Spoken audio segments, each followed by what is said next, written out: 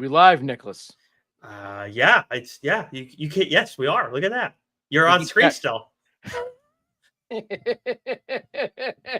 And I haven't completely forgotten how to do this, despite being away, despite being in parts unknown, New Hampshire. Hell yeah. Welcome to be back. Welcome to be back, What? Nicholas. I don't know.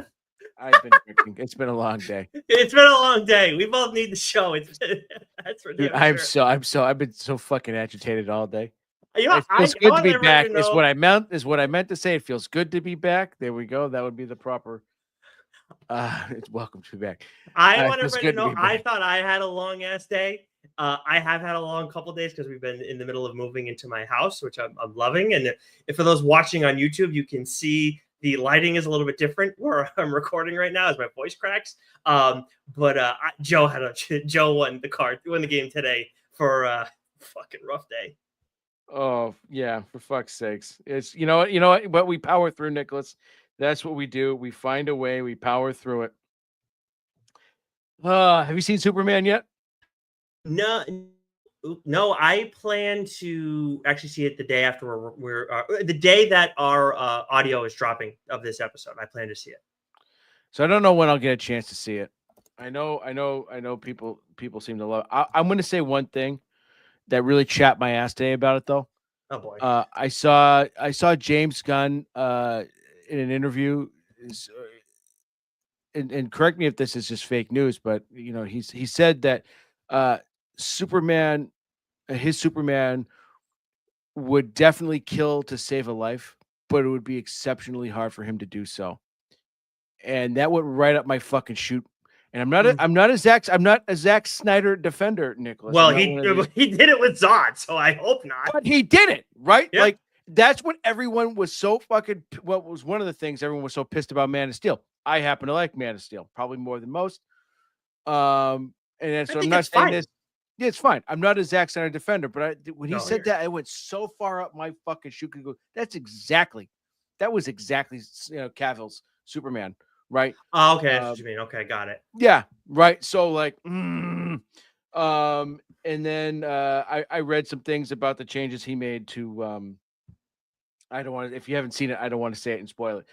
And that kind of went up my chute a little bit, but I will go in with clear eyes, open hearts, whatever the fucking saying is out there in Texas. I'm excited to see it. This is a great month for movies between this 28 years later, which I might see this week as well. So as being the Superman guy on the show, and I'm talking about a Superman book today, that's third on my list of priority of movies I want to see. That is Superman is. Wow. I'm more geeked up for Fantastic Four. You are? I am. You've been complaining about Pedro Pascal more than anybody I know. Yeah, the casting, but I think the story's going to be fantastic. Well, this is we've talked about and I'm going to read it before I see the movie Life Story.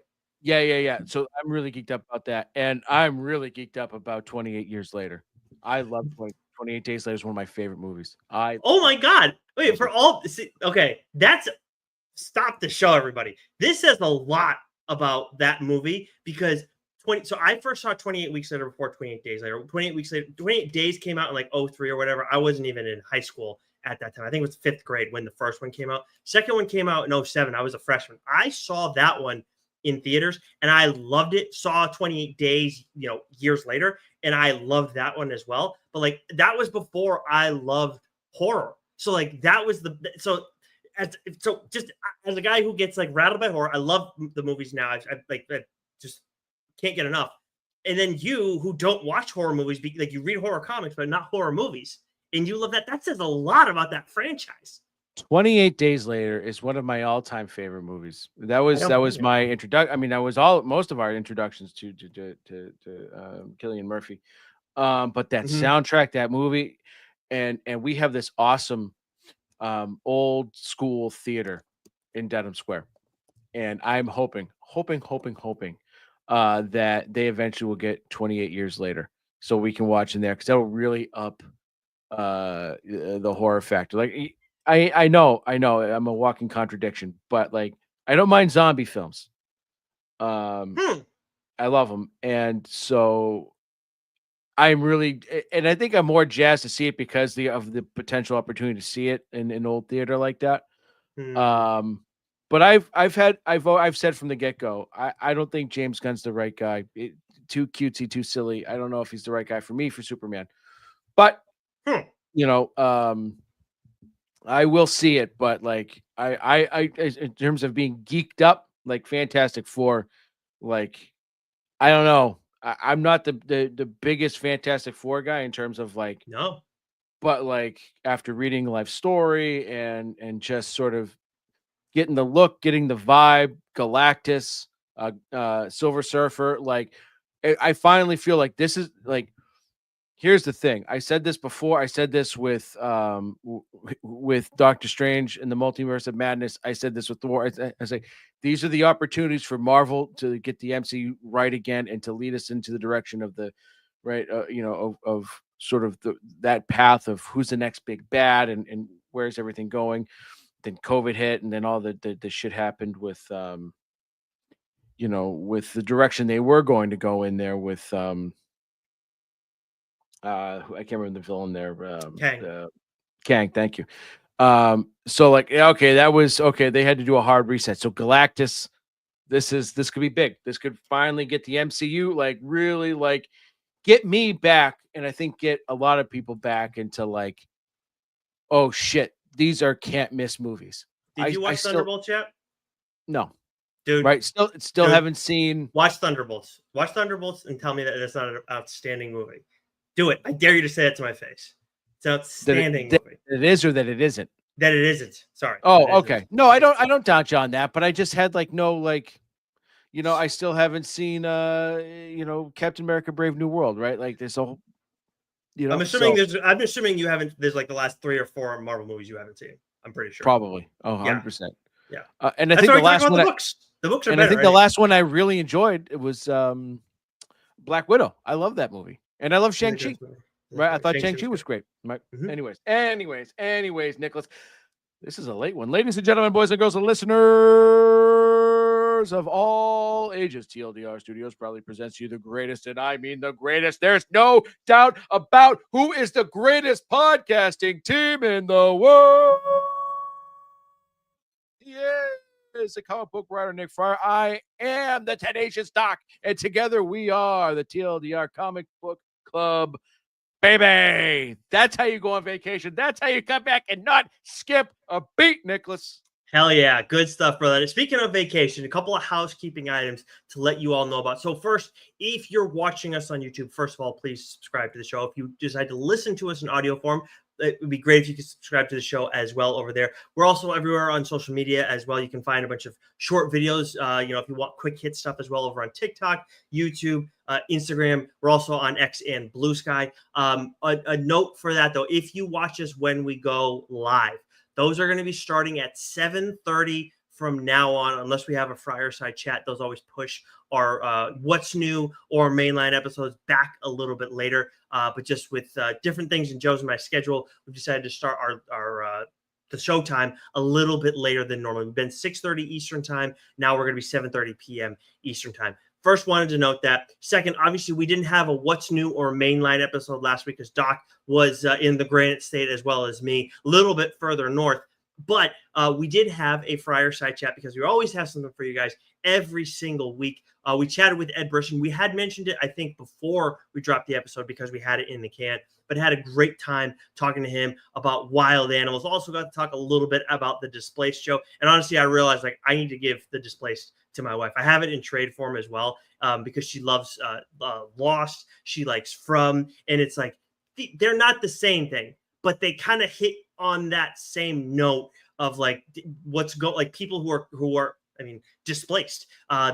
Something different is happening to them, something odd is happening to them, and it's in a very like contained, odd experience. So if you're into that sort of thing, you definitely want to check out the Displaced, but definitely go and check out the Ed Brisson chat. We had a great time talking with him, and he's not officially what's the city that he's from? It's what is it in Canada, Joe? Do you remember the name of the city? Oshawa, I believe. Oshawa. He's not officially the mayor of Oshawa, but he does have a signed letter from him for what he wrote on the Displaced. But you also want to check out Wild Animals. First issue of that came out this past week while Joe and I are away.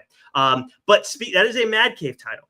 And speaking of Mad Cave titles, Joe, we got a little early look that you and I have been saving up for a little bit because the FOC is a little bit farther away. This is going to be coming out on August 27th, so the FOC isn't until a little bit later in August. I actually got to go grab that right now, Joe. But why don't you take us through the creative team and the synopsis of Red Vector?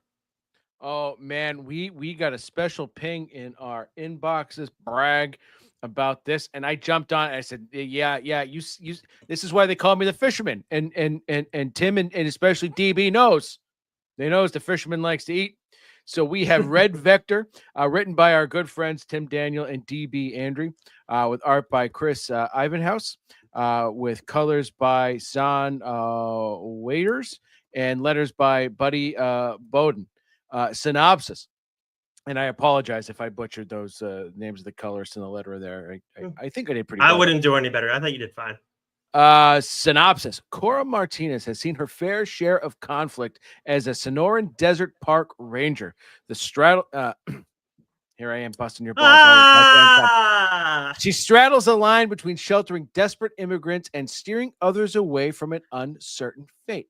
She longs for a place where disputes such as these no longer exist. But a clash far bigger than any on Earth is about to rip the heavens apart and crash land upon her doorstep with the arrival of two opposing combatants in an alien civil war through a rift in space.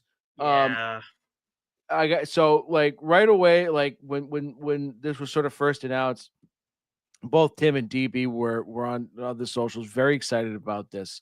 They've written some incredible stories, and some wild, different type of sci-fi tales. This is sci-fi to the max, baby. This was an action-packed first issue. I loved everything about it. I love the characters. I love that what we see here is we see two of our three main characters that we're introduced to are so oil and water in terms of it's us versus them. It's the rebellion versus the oppressors.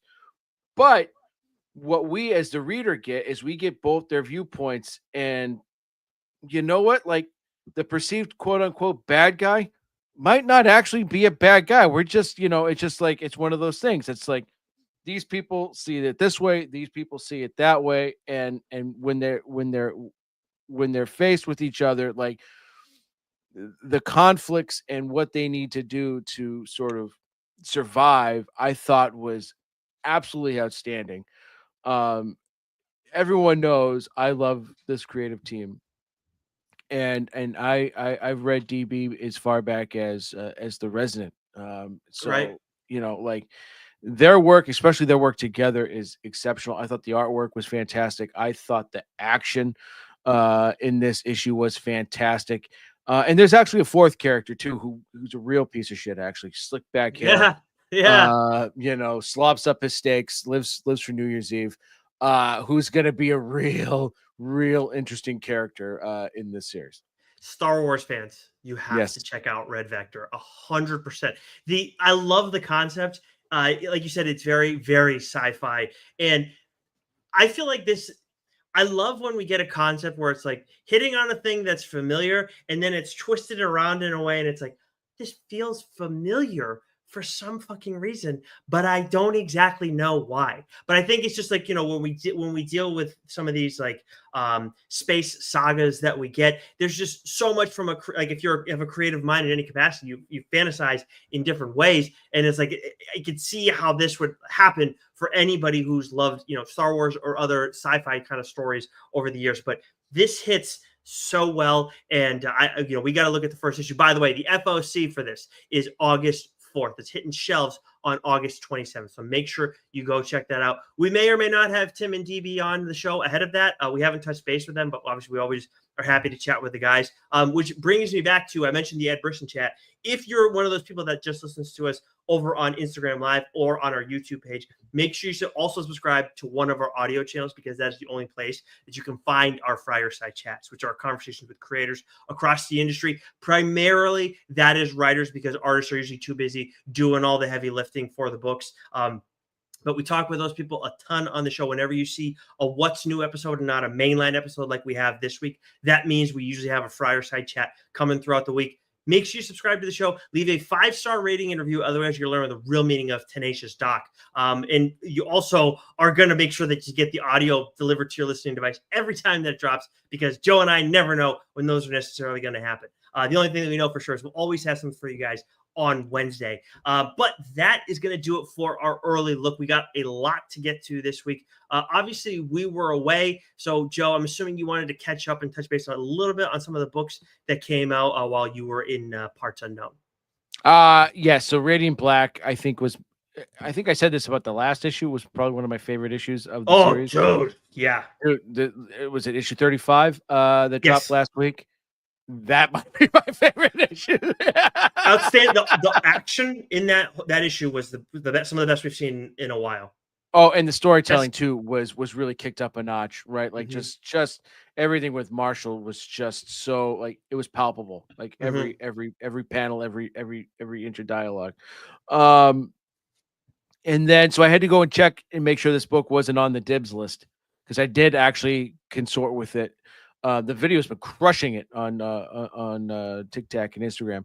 And that's the Unchosen issue 1, written and drawn by David Marquez. I couldn't take dibs on this show because after I did the video over on YouTube and, like you said, elsewhere on social, I was like, I'm not going to call dibs. I would give you the time to, like, see the video and understand what I'm saying. The visuals, right, dude? So, I mean, no offense, Nicholas.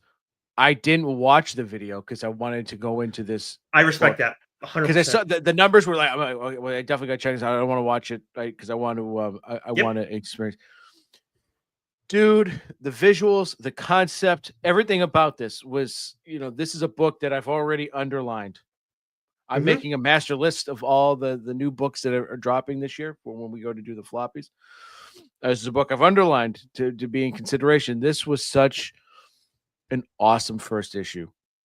Such an awesome concept. Again, the visuals, the action scenes, the premise, everything about it was fantasy. It was magical. It was action packed. It was vicious. It was just everything that I love.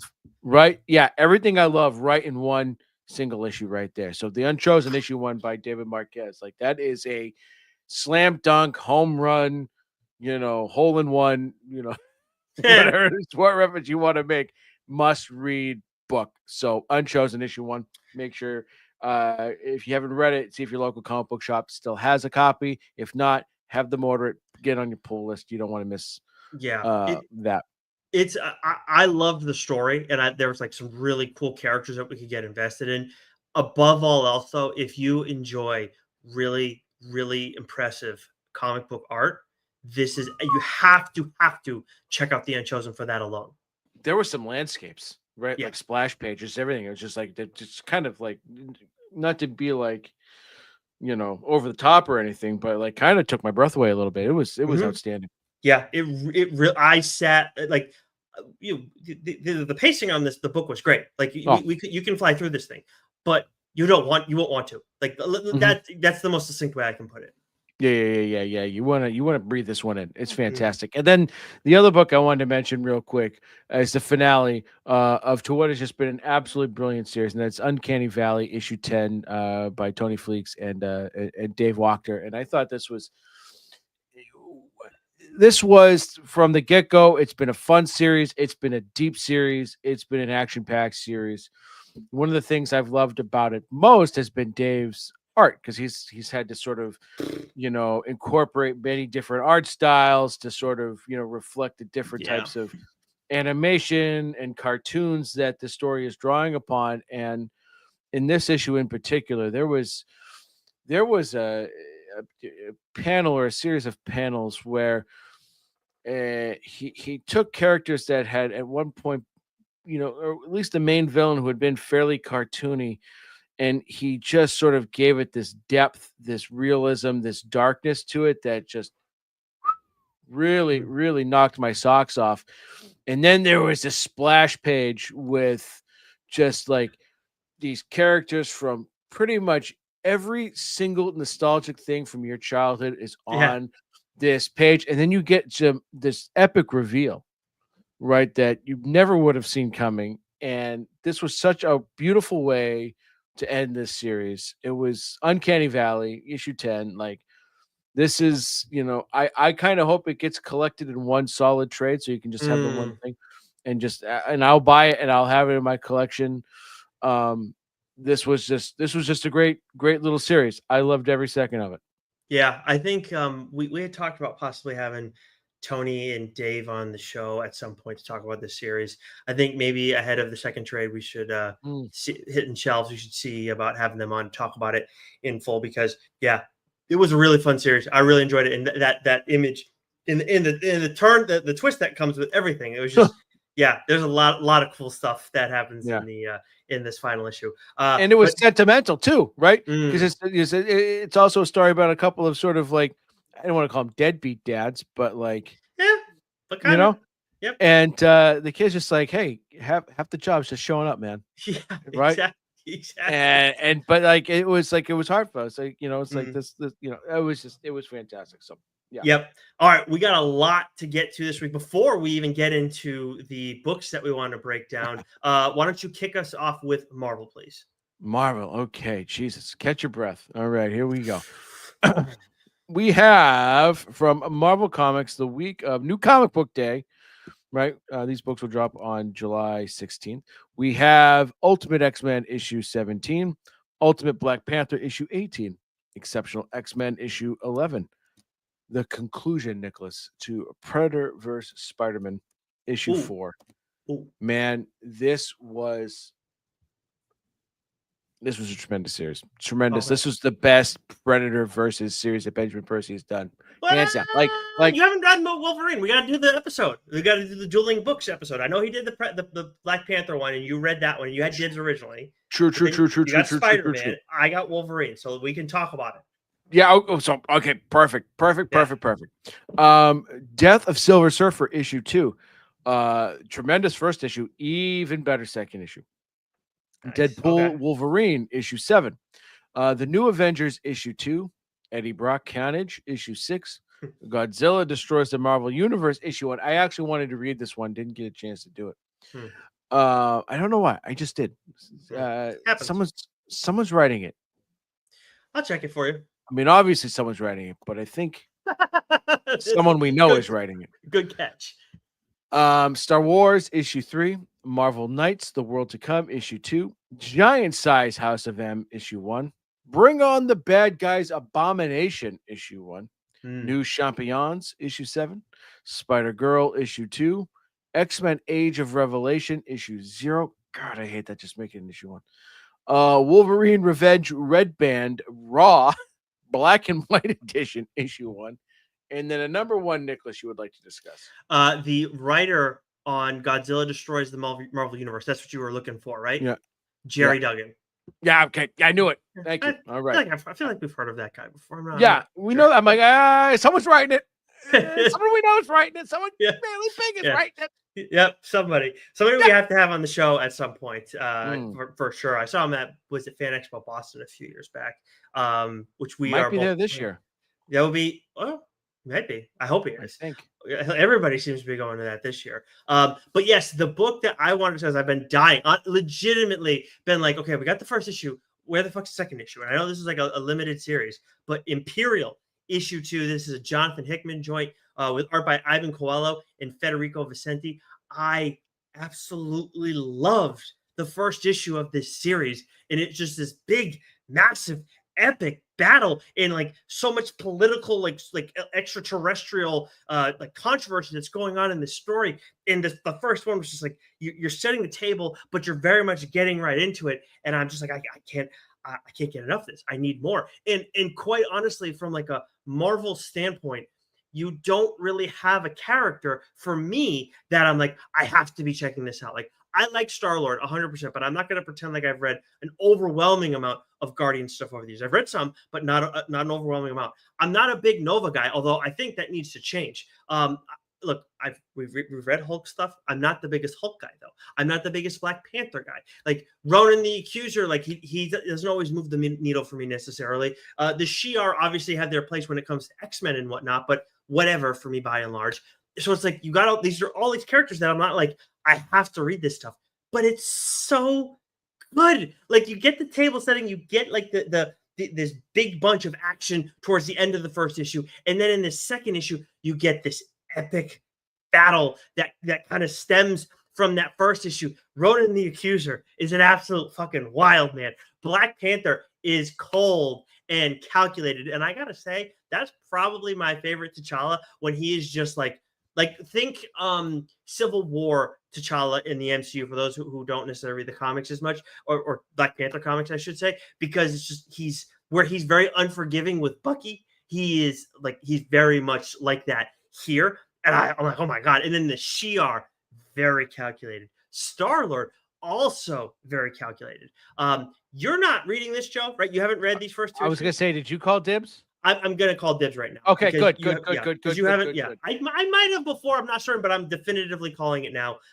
This has been so awesome. And I've said a lot, but at the same time, I haven't. So I cannot wait to talk about this series at length on the show. This is so much fucking fun. Yeah, love it. Yeah, I was gonna say if you haven't called dibs, do it because I want you to discuss it on the show, and then I can read it all in one fell swooparoo. The swooparoo. The swooparoo. You like that? Fucking feeling it, Nicholas. Yeah, that's for sure. All right. Normally we do DC next week, but Joe may be talking about a DC book. You already mentioned it earlier, but from Image and Skybound, we got Battle Beast issue 3. The only reason we're not talking about this is like generally with Kirkman stuff, he doesn't send out review copies. So, but we really love the start of this Battle Beast run. Spawn 366, G.I. Joe issue 9, Red Coat issue 13, King Spawn issue 47. The Walking Dead Deluxe issue 117. We got a couple books that Joe wants to discuss that I almost started saying. Blood and Thunder issue 3. Ghost Pepper issue 1. That is another Skybound joint. Again, we're not getting an early look at that, unfortunately. Witchblade issue 12. Tin Can Society issue 7. Youngblood Deluxe issue 4. The Cold Witch, A Tale of the Shrouded College issue 3. Dread of the Hall issue 1. Golden Rage, Mother Knows Best issue 4. And Joe, before you break down those books, we're not breaking down this book at length, but we have to say something at least. I was surprised.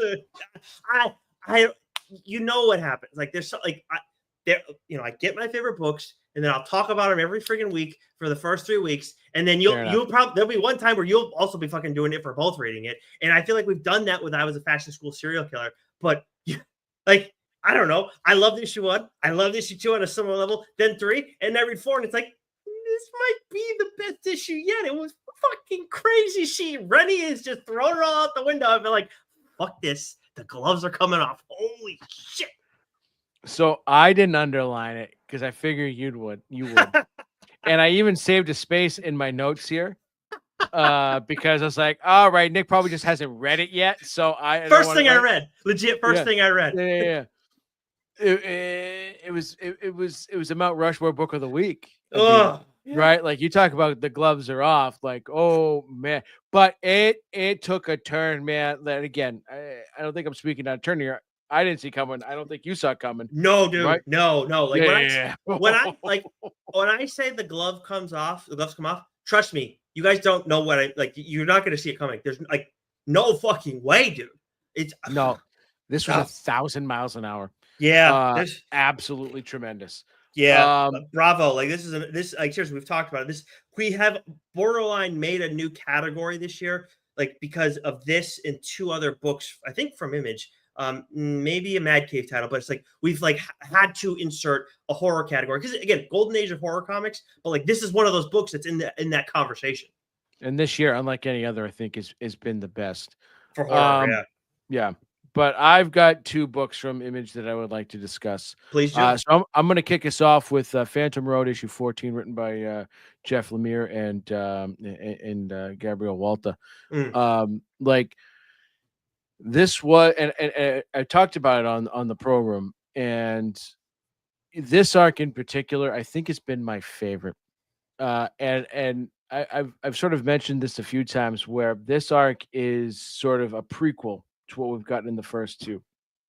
And I love that. And I love that we're getting it now, versus having it either sort of woven in, because I think that would have like mucked up with the pacing a little bit, right? And what we're getting is we're getting a real deep dive now into like these alternate worlds, and this mysterious object, that where the story really kind of kicks off with, and so this arc in particular is been so well done, and the stakes we get in this issue, about the father, of the FBI agent that we meet in the first arc, and so what she's gone through, and just everything, the lore of this world.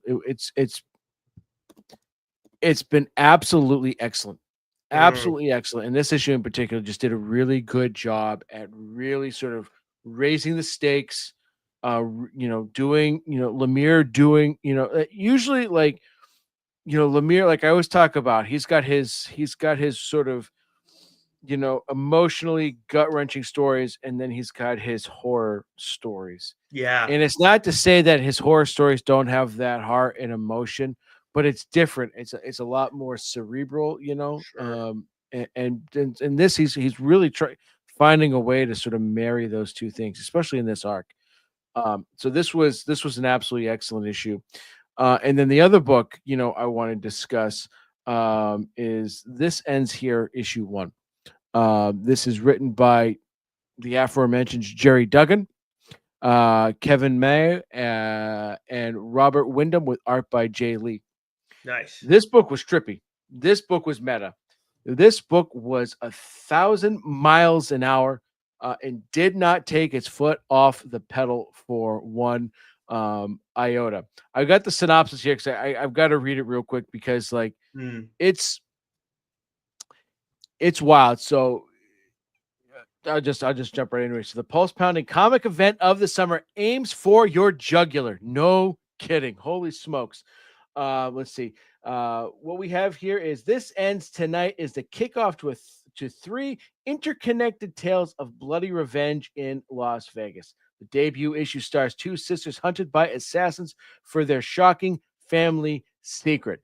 So, and apparently, like, the next issue is going to focus on different characters, and another issue will focus, and then they'll all sort of be interconnected into what I'm going to, it's going to be an absolute smorgasbord of, of awesomeness. But like, you sort of like get introduced to these 2 sisters, and what they're in Vegas. The younger one's turning 21. She's about to come into what she thinks is a shit ton of money via, a family inheritance, sort of like, thing that vests once she hits 21.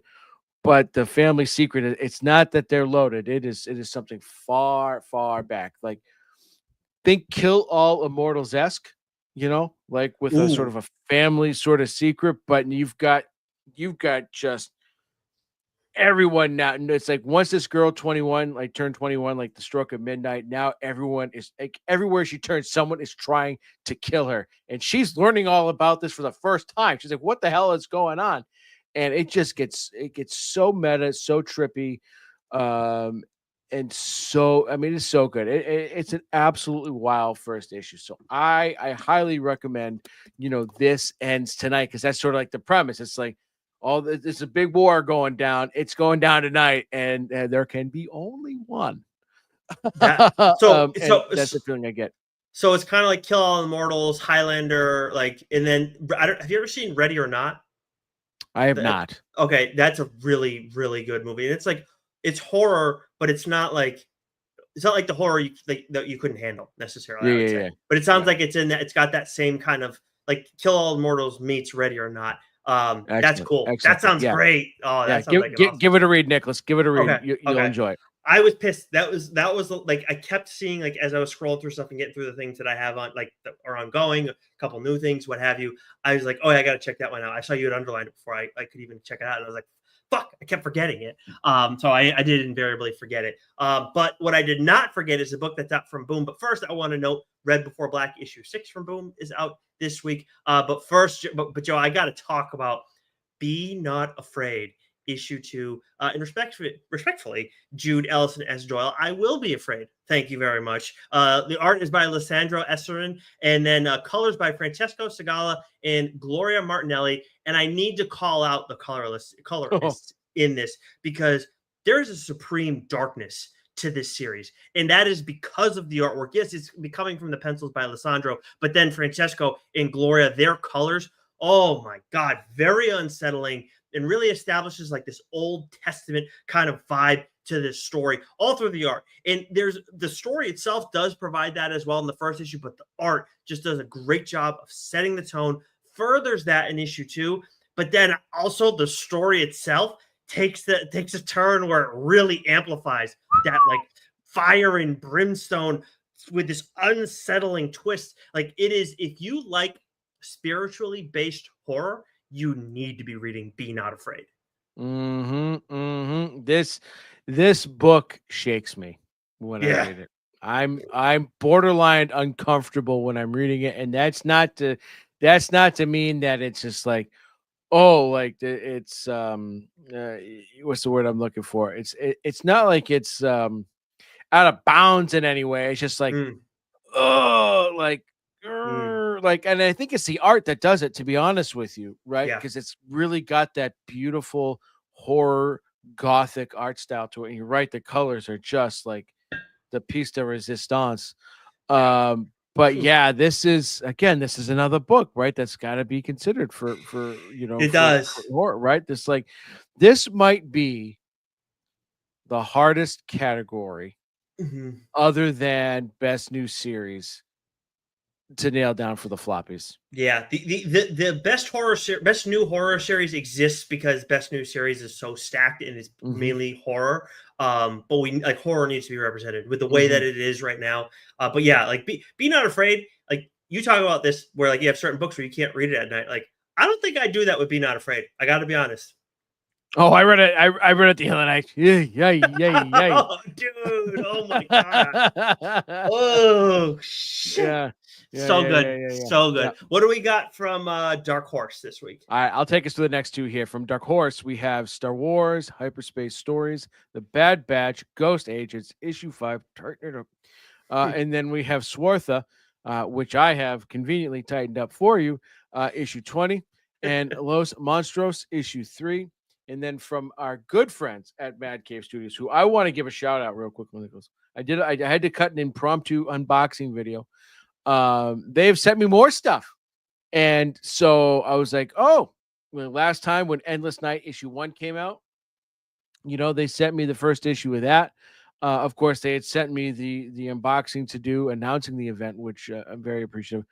But they sent me some advanced Speed Racer stuff. One is signed by David Pepos. And so make sure you go check out our socials for that video. So thank you, Mad Cave. And with that, I will say, and I'm unashamed to say this, Nicholas, you want a floppy? I can be bought.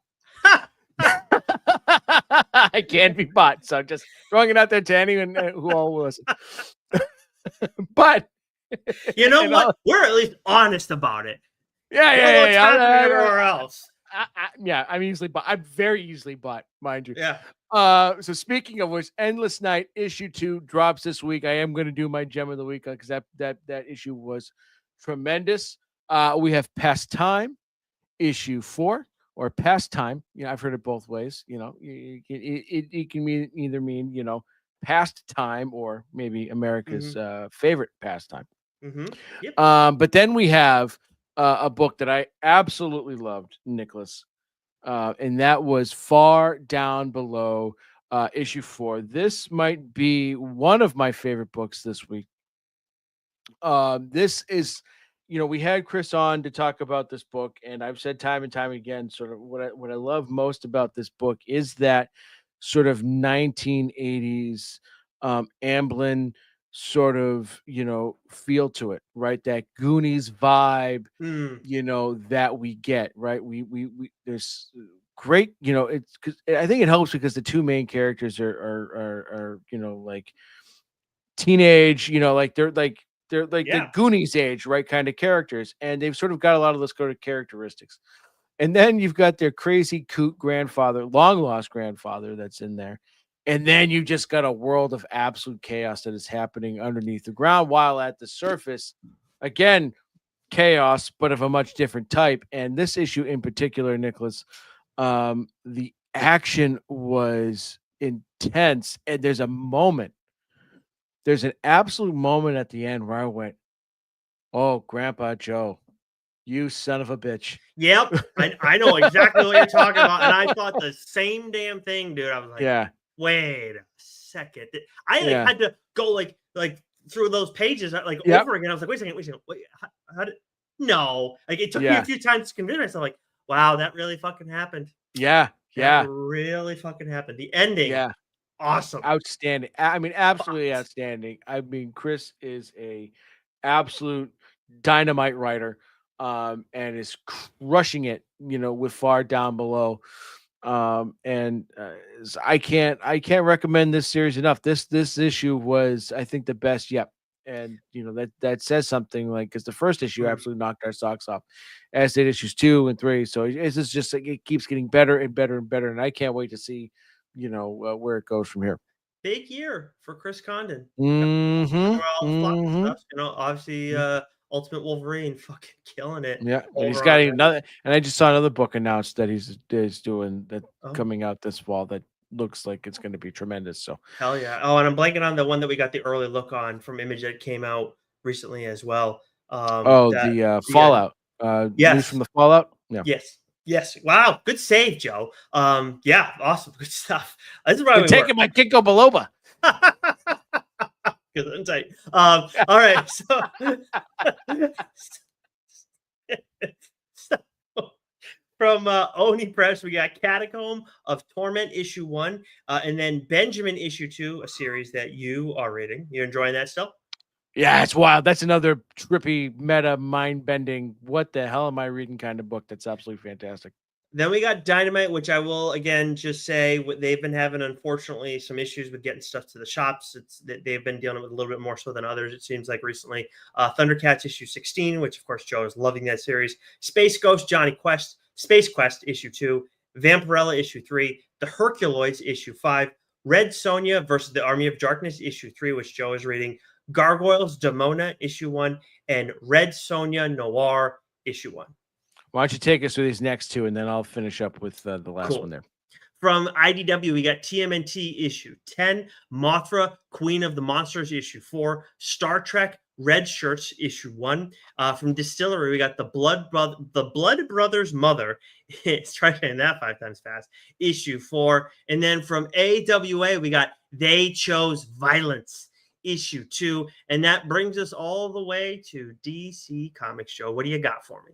Been a hot minute since we've since Doc dove into a DC book here, but we have Absolute Flash issue 5, Nightwing issue 128, Detective Comics issue 1099, Batman Superman World's Finest issue 41, Wonder Woman issue 23, Batman and Robin Year 1 issue 9, The New Gods issue 8, Titans issue 25, Zatanna issue 6, Superman Unlimited issue 3, Batman and Robin, Jason Todd issue 2. Let's go. Gimme. The book I don't need, Crypto, the Last Dog of Krypton issue 2.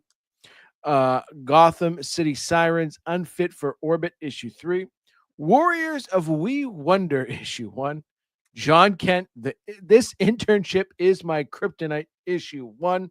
But I think the book of the week, Nicholas, right? The book of the week. And thank you, Scott, for sending this to us a little early so we could get our hands on it for today. Absolute Batman issue 10. I saw, not to brag, people, but Scott and Scott, we're kind of BFFs.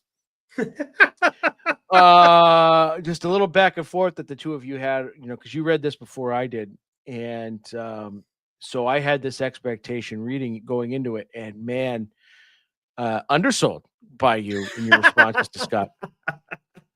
This was an absolute just tour de force of badassery, right? Like the shit that Bruce has to do to sort of get out of his current situation, the lengths that he sort of will go to, I think really does sort of speak to Bruce Wayne as a character. Now, everything in the absolute universe, at least in Snyder's Batman absolute universe, it's magnified, right? It's sort of taking all of these elements of Bruce Wayne and Batman and sort of magnifying them. And there's a scene that there is something that he uses to create a weapon that made me cringe, Nicholas. Yeah, dude. Right? Yeah. And then the big reveal, right? That we sort of like the artistic reveal that we get, because we know where it's going, right? We've seen this going through the end of the Absolute Freeze and the first part of the Bane. But the artistic reveal that we get of a certain character in this issue, like we thought Bane was drawn to the next level. Well, Nick Dragotta, what he does with this character, I don't want to spoil it, was absolutely crackers. And I loved every second of it. Yeah, man. I love that choice. That's the whole thing with if I was to use one word to describe Absolute Batman, like the series, not the character, because there is a difference there, but one word to describe the series, it would be unapologetic.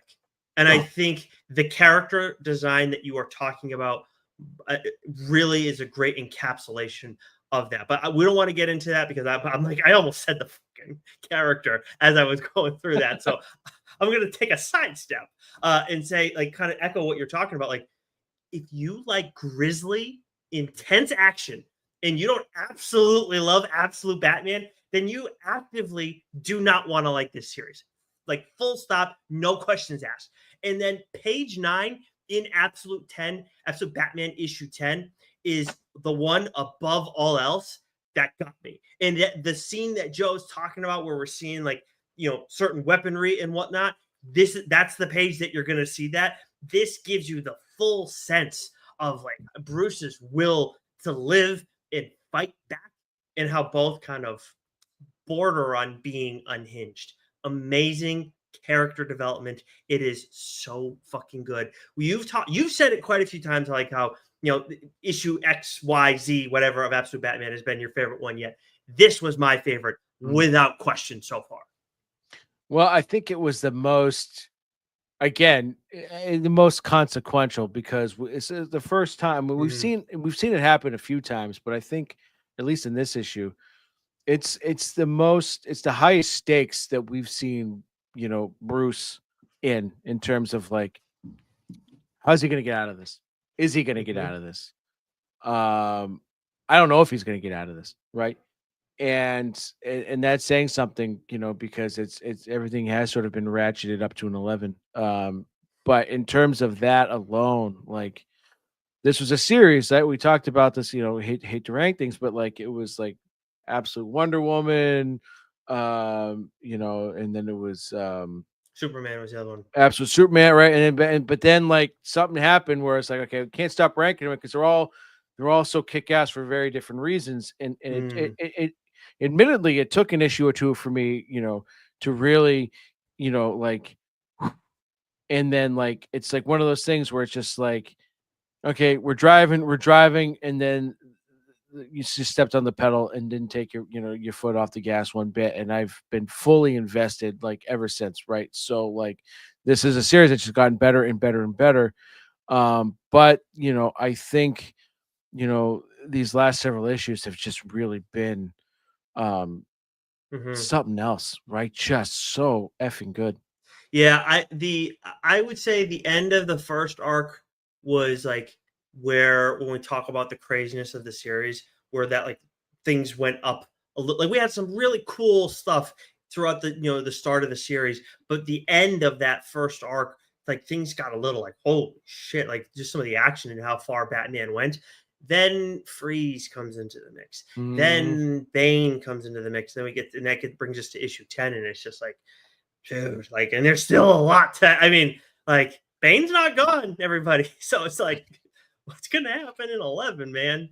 I don't know. When we had Scott on, he's got plans for this thing to go for a while. So like, yeah, dude, strap in and strap on, right? Yep, 100%. Speaking of strapping in, we got a couple books that you and I want to break down. We're doing a little mainline episode, everybody. This is issue 113 of TLDR, although this is probably our fucking 1000th episode. Joe, we are doing a Marvel DC crossover, not discussing those books from years ago, but I am doing a Marvel book. You are doing a DC book. So why don't you take it away?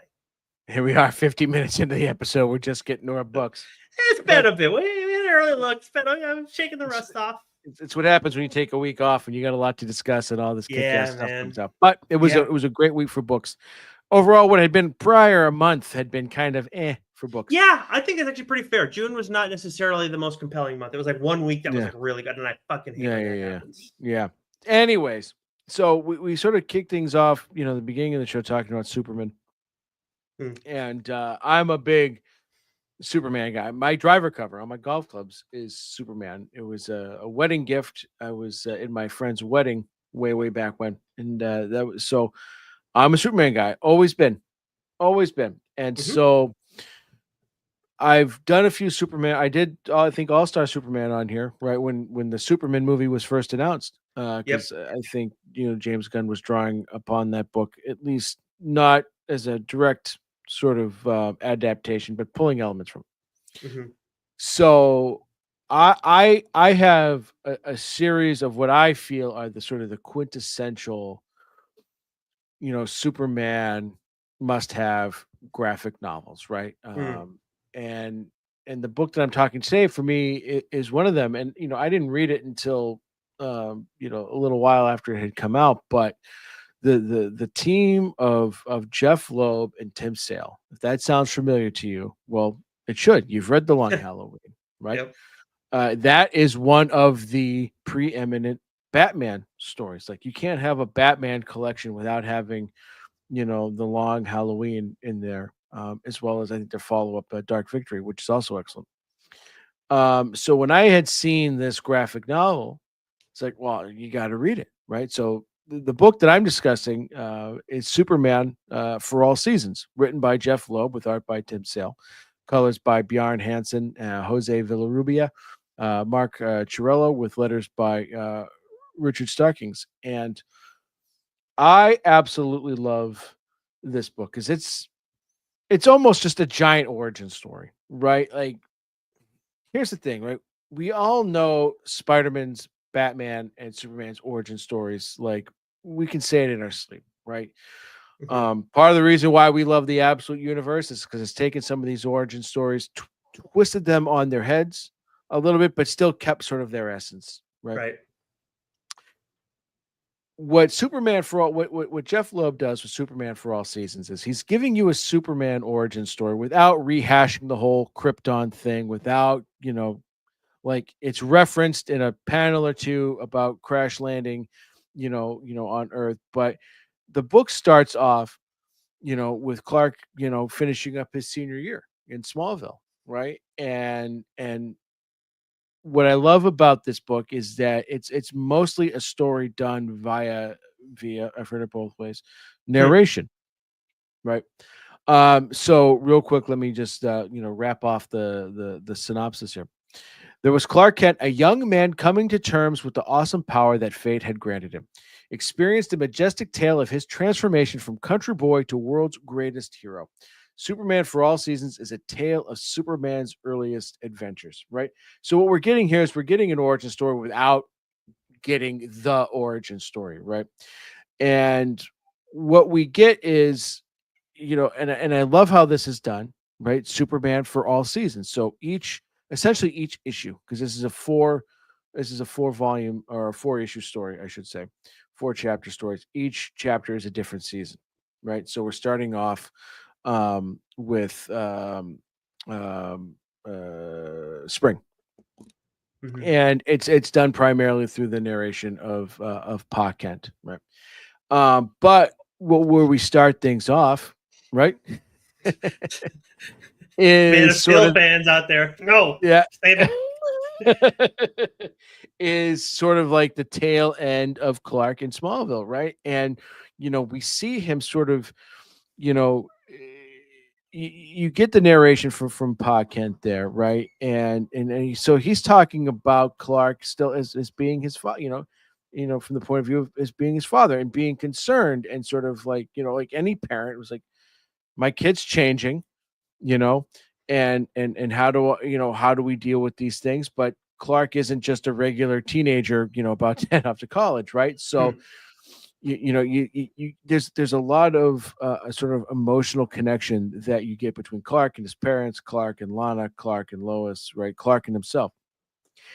And his powers are starting to become a little bit more and more and more advanced, and that both worries Clark and it worries his parents, and Martha, why'd you say that name, Martha?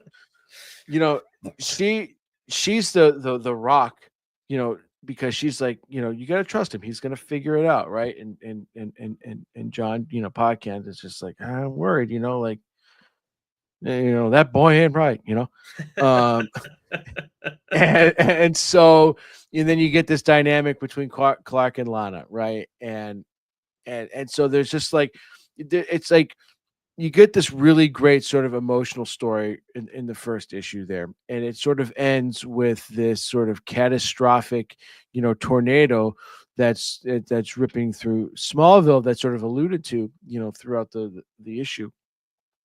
And so Clark does what, the only thing he can think of doing, and he doesn't save everyone, right? But he does save someone, and he sort of has this existential sort of crisis, just like where he's talking to the reverend of the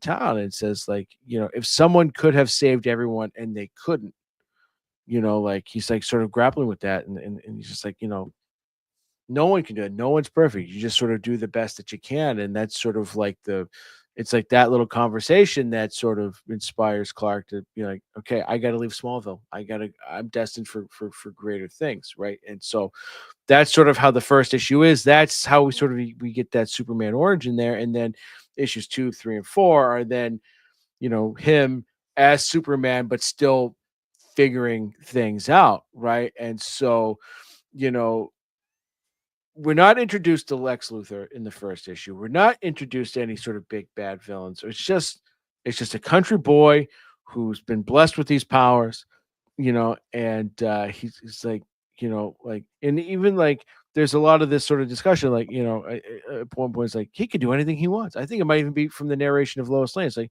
yeah, he chooses to be a good guy, right? And sort of that's the essence of Superman, right? I think that's what makes him special. And so, like, we don't get a lot of like the traditional Superman stuff where it's like he's OP and it's just like, it's like, yeah, I wouldn't say he's flawed, you know. Um, he's what's the word I'm looking for? Like, A he's country boy. unsure. Oh, I mean, okay. no, he's unsure, right? And he just it's something we can all relate to. We don't know if we're good enough. We don't feel good enough. Are we always doing the right thing? Could we be doing more? Right? There's a lot of inner turmoil that he's dealing with that gets explored throughout this series that that I absolutely love. It's not really until the second issue that we get introduced to Lex Luthor, and then it's not until issue 3 where he really, issues 3 and 4 where he really becomes, a menace. So each season, each chapter, is narrated, by a different character, right? It's primarily through different characters' point of view, and which I'll dive into in just a second. One of the other things I wanted to mention, right, was one of the things I loved about the team of Loeb and Sale, right, is there's storytelling and both through the actual words and dialogue, but also through the art style, right? Tim Sale's art style was just absolutely beautiful. And so, like, Batman obviously is a darker story.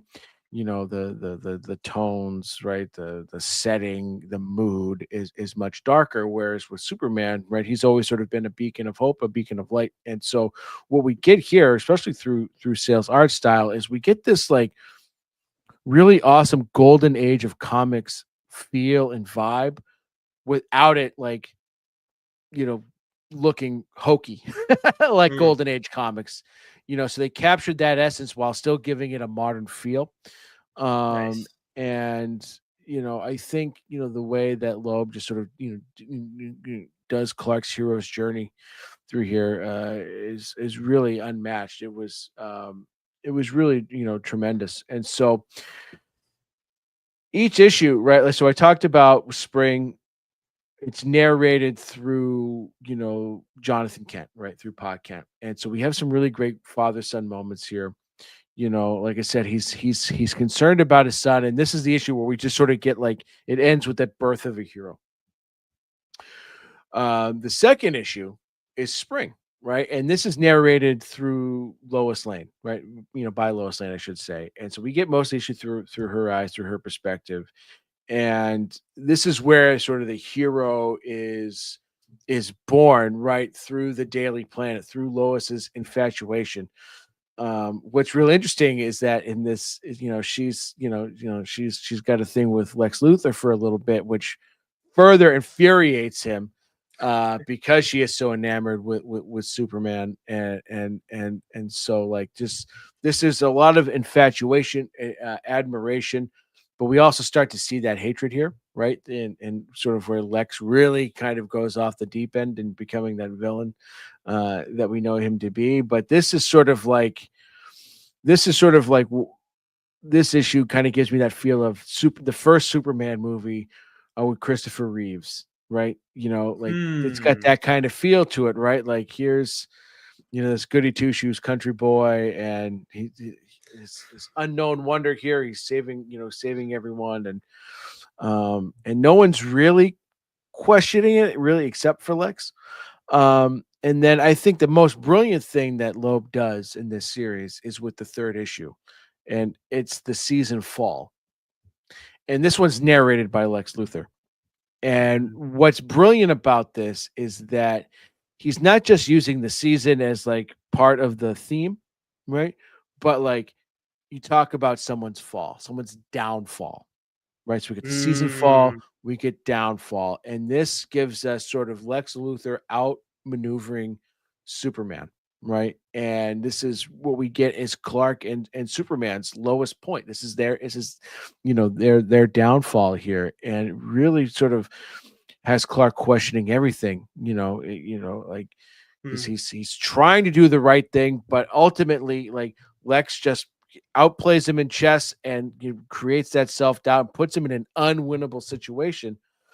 So he retreats. He retreats back to Smallville, and this is where Lois is now starting to question. It's like, Superman's gone. Where the fuck's Clark? What convenient time for him to be using PTO.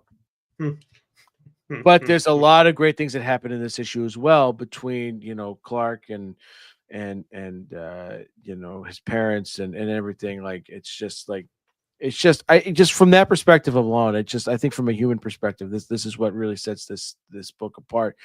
And then the last season obviously is Winter, and this is from the viewpoint of Lana Lang, right? And this is an issue of rediscovery, resolve, and redemption, right?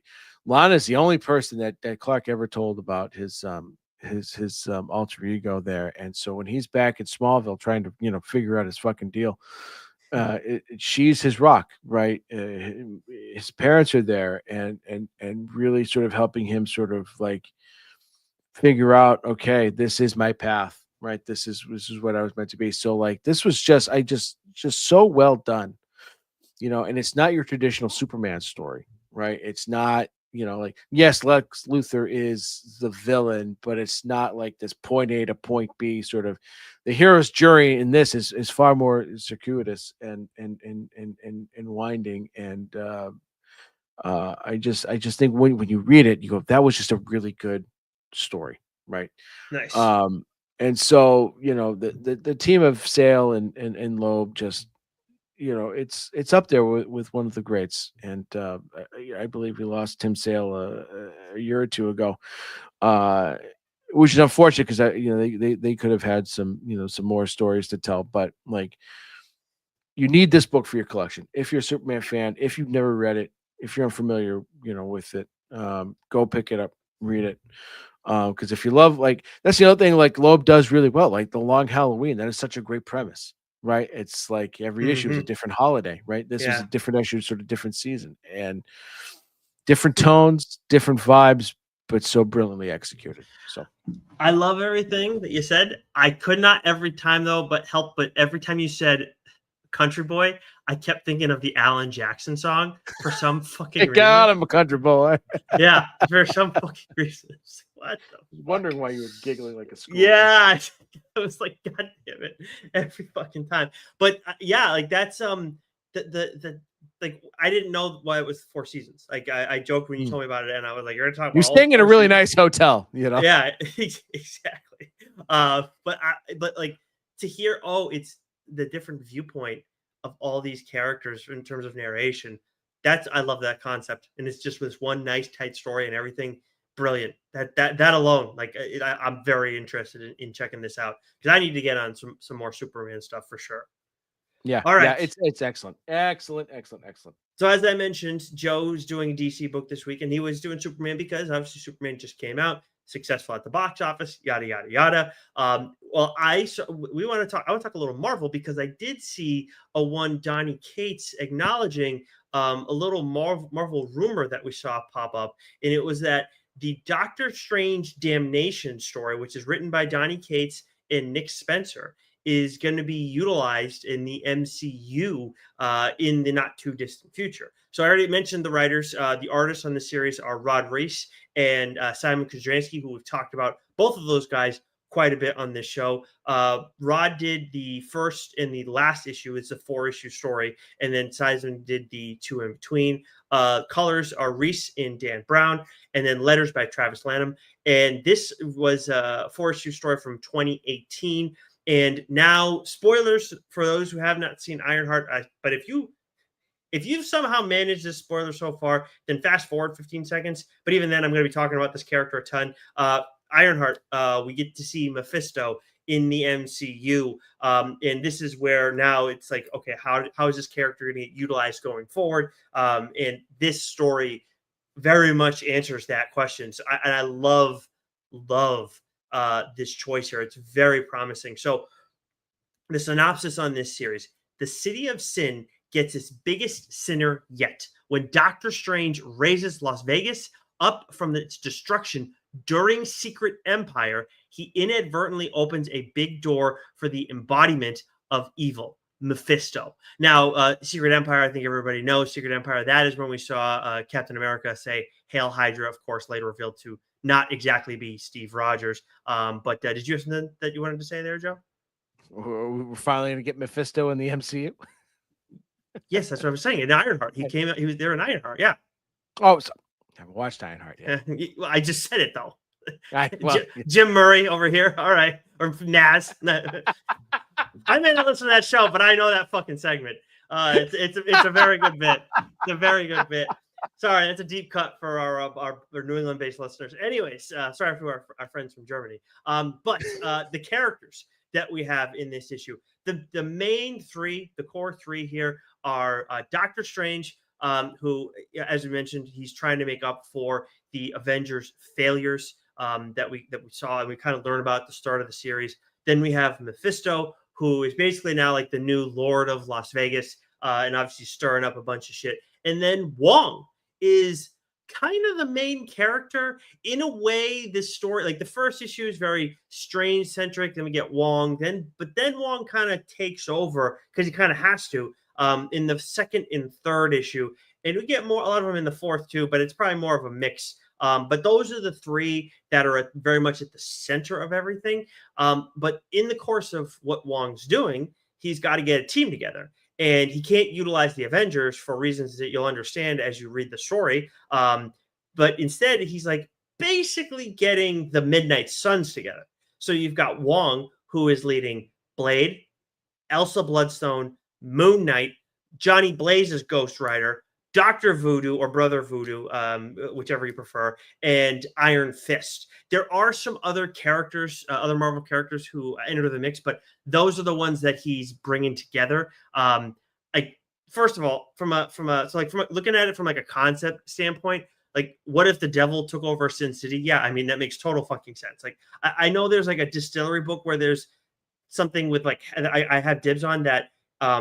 Basically hell is like a casino, like, so like this, it all kind of goes hand in hand 100%. And I think for Mephisto with the MCU, where this is a character we've been like waiting to have like forever, it's like, what are like yeah, he's got to get thrown in the mix, but how are you going to utilize him? That's always my question, because like he's a pretty big fucking deal in terms of power and ability to manipulate and whatnot. And there's other characters who will probably get used at some point, like Agatha can also get thrown in the mix. That brings in Wiccan as well. But I think with this story, if you go this route, it allows Mephisto to wreak some havoc, but also have be concentrated, where you're not taking away from maybe a galactic type threat that is, going to be coming with Fantastic Four. And then in the Thunderbolts, there's a level where some stuff along those lines is also teased.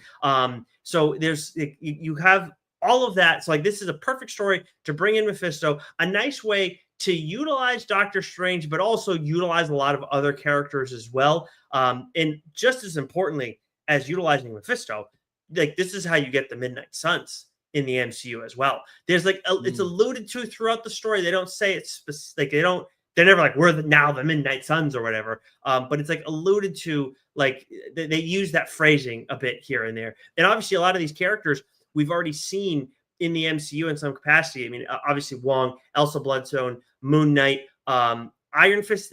We could end up seeing the Danny Rand from Netflix possibly, but Voodoo would be a new one. Johnny Blaze Ghost Rider would be a new one. And obviously, I mean, unless they go with Wesley Snipes as Blade. Well, we were supposed to get Mahershala Ali as Blade, right? And then who the fuck knows? But we got Wesley Snipes as Blade, so you could go with that route. Who the hell knows? But either way, you do have a couple of those characters who've already been introduced. I would think Elsa Bloodstone, Moon Knight, and maybe like Ghost Rider and Voodoo would be the ones that get thrown in the mix here. And then you got a pretty solid team. And then you could just find a way, like whenever you figure out what the fuck's going on with Blade, you could bring him in at another time. But I love this, where it's like it can have very high stakes to it, because you can also bring in those other characters from Marvel that are prominent characters that we've seen in the MCU that can get involved here, and have it be like this fun, seemingly big story, but also very contained in a way. So it respects what Mephisto does, but also doesn't step on the toes of any galactic type of a conflict. From a pacing standpoint, this reads so damn fast. And I mean, I think we see that. Like Nick Spencer's not a writer who we've talked about a heck of a lot on the show, but Donny Cates, obviously we have, and you get that like with his stories, like they always have a very like quick pace, like a very a pacing that's appropriate to the story. Quite a few of them are quicker, but like you're gonna blow. You can read honestly probably this book and Joe's Superman 4 Seasons, in the same friggin' day. I haven't read yours obviously, but this is so fast that you'll read it in one sitting.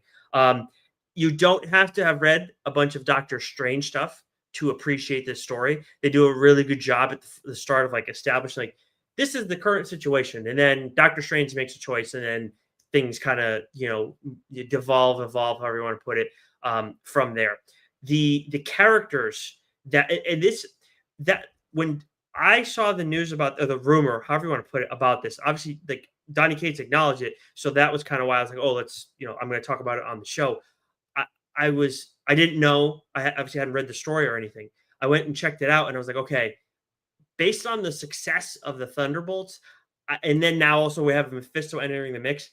After reading this, I'm like, I also see what they want to hit on. Like they want to capture some of that magic that you got in Thunderbolts, where you have this dysfunctional team where you perpetually have like all the quote unquote teammates are shitting on each other throughout the course of the story. You get that element as well in Doctor Strange Damnation. Like the dynamic, and again, we don't have Blake, we don't have some of these other characters. They'll have to change some stuff up. Obviously, it's not going to be word for word from the comic, but I would really like to see Blade for this because him and Elsa Bloodstone have a pretty funny ass back and forth because he's a vampire hunter, she's a monster hunter, and she picks a fight with him a little bit, and it's just like, oh fuck, okay, wow, I didn't have that on my bingo card, and all the while, like Moon Knight's my favorite character in this whole bunch, and he's kind of more of a comedic character the way that everybody treats him in this, which I don't mind that because it's very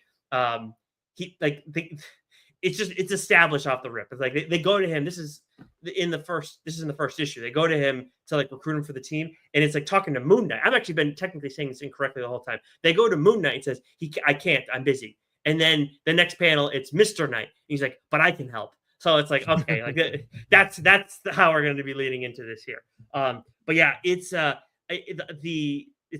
comedy. It's got like a great place to utilize a bunch of different characters. You've got Mephisto, and then from an art standpoint, like you're dealing with two like line artists that it doesn't feel like that. And you and I have talked about that before. We get it, like especially the more and more we interview teams, like we understand, like when you're dealing with big two books, you're gonna have to have other artists step in ongoing stories. It's just the nature of the beast because it's a very difficult job to be able to do a monthly comic book, you know, especially for the big two, where it's like once that starts, the engine does not stop.